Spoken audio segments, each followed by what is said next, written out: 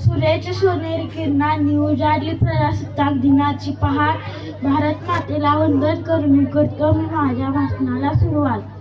नमस्कार मित्रांनो, माझे नाव देवराज आहे. मी 15 ऑगस्ट 1947 रोजी आपला भारत देश स्वतंत्र झाला. पण भारताला खरे स्वातंत्र्य मिळाले ते 26 जानेवारी 1950 रोजी. डॉक्टर बाबासाहेब आंबेडकर यांच्या अध्यक्षतेखाली एक मसुदा समिती नेमली गेली.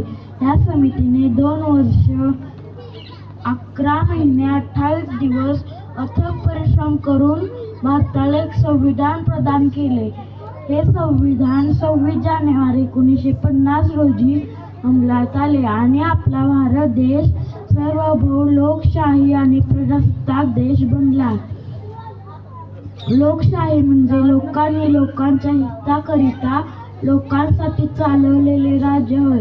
म्हणूनच आपण 26 जानेवारी हा दिवस प्रजासत्ताक दिन म्हणून साजरा करतो. एवढे बोलून मी माझे 2 शब्द इथे संपवतो. थँक्यू. जय